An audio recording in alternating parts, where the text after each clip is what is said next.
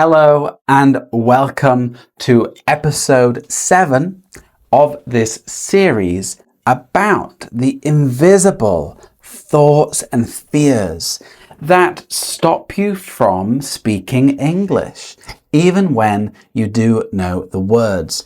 Today's fear is quiet. It hides behind scrolling. It hides behind compliments and behind conversations that leave you feeling just a little bit behind. It's the fear of not being as good as other people, right? The feeling that you're not doing enough, not learning fast enough, not sounding fluent enough. Oh, she speaks so well. And he only started a year ago and he's already fluent. What's wrong with me? You know, there is that famous quote that I want to share with you. Comparison is the thief of joy. What does that mean? Well, it means that when we keep comparing ourselves to other people, it can take away our happiness.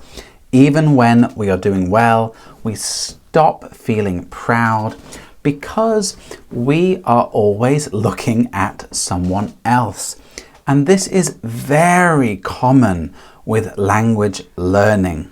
You look at another learner and think they're better than me, and you start to feel bad. But it doesn't have to be that way. So I want to introduce you to someone who has really helped me throughout my life. And it all started when I was around 13 or 14. I found a book called The Consolations of Philosophy by Alain de Botton.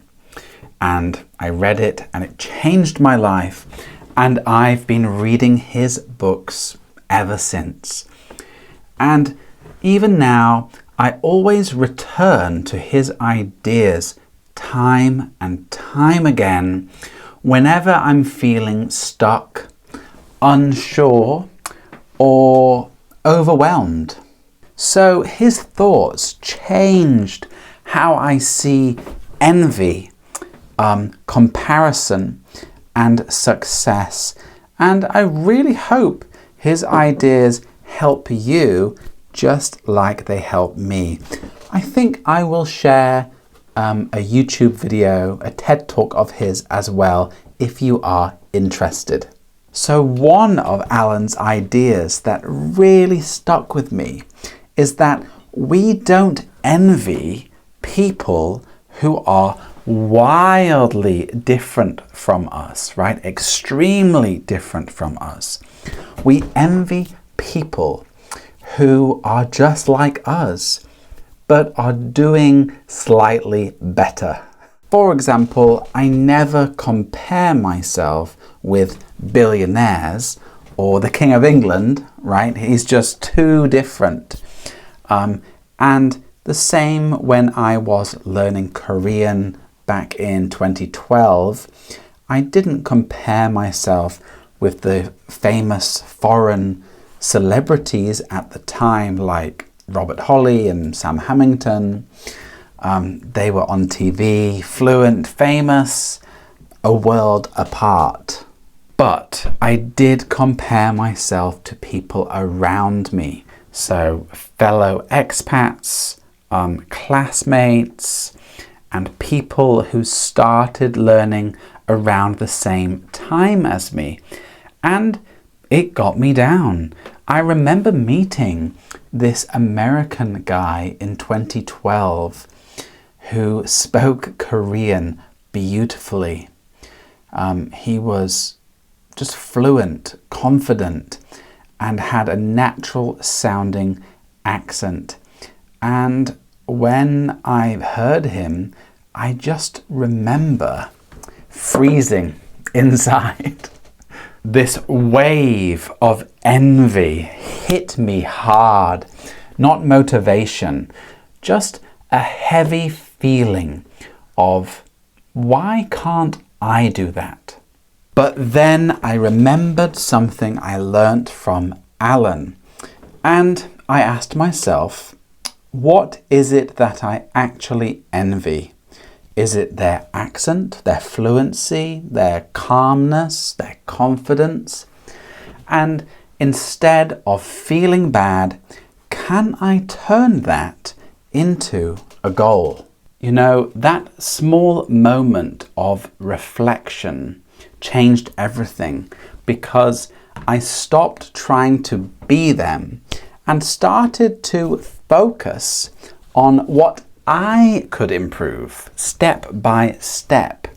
And this leads me to the first tip. So tip 1, don't compare your chapter 1 with their chapter 10.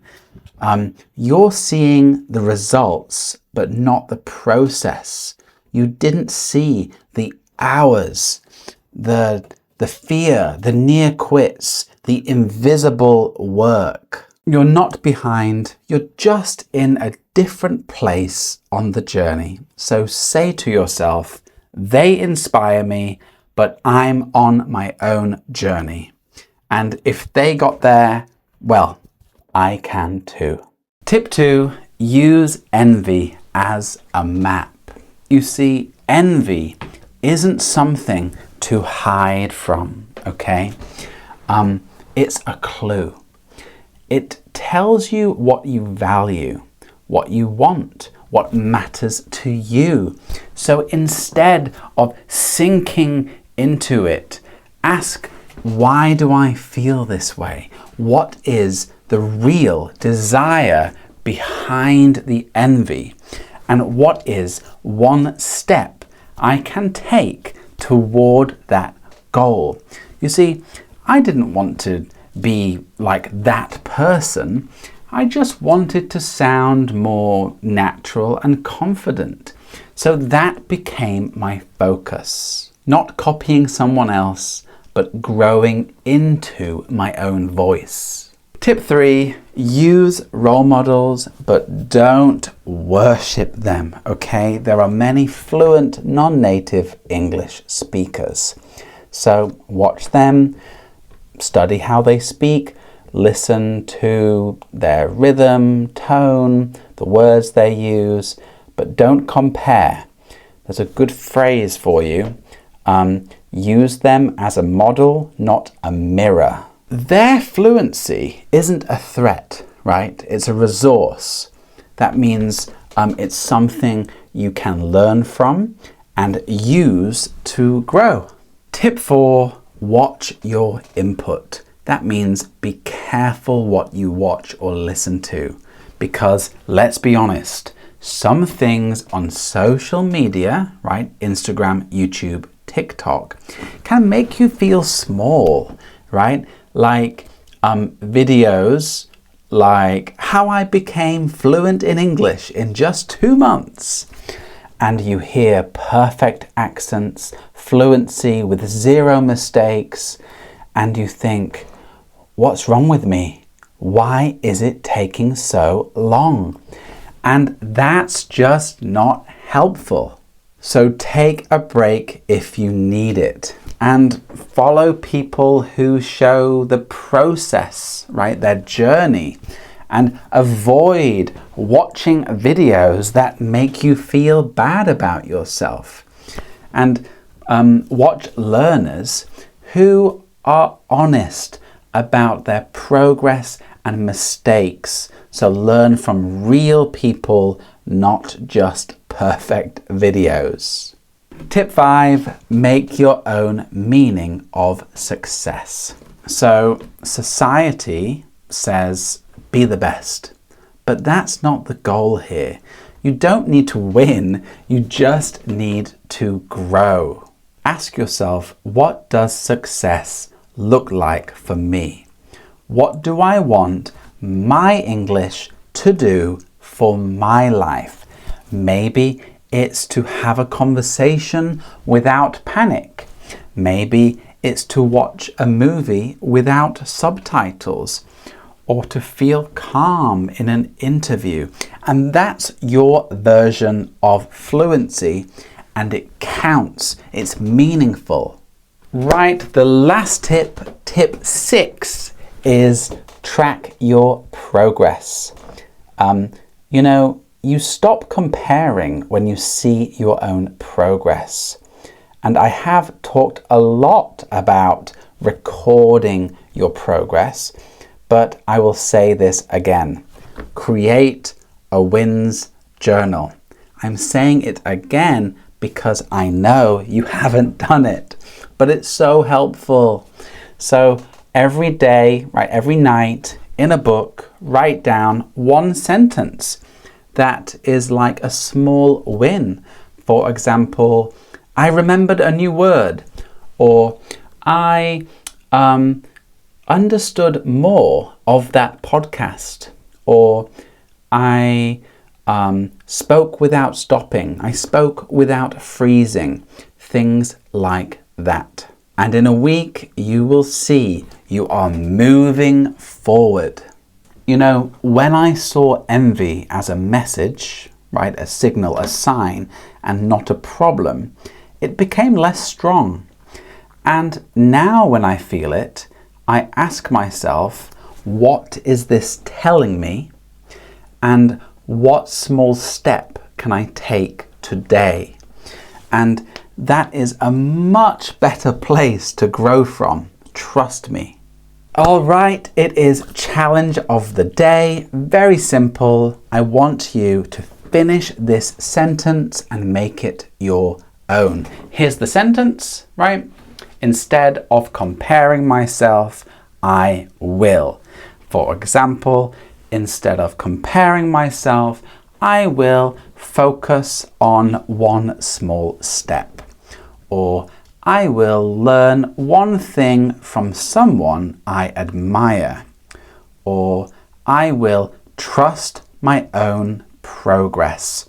So say it out loud, write it down, and live it. Right, this is the end of the video. I need to make another cup of tea, so I will leave you with this. Envy is natural. Comparison is human, but you don't need to stay trapped in it, right? Language learning is not a race, okay? You're not behind, you're not failing, you're walking your own path, and that path matters. So keep going. And remember, someone out there may be quietly inspired by you. Thank you so much for watching, and I'll see you in the next one. Bye-bye.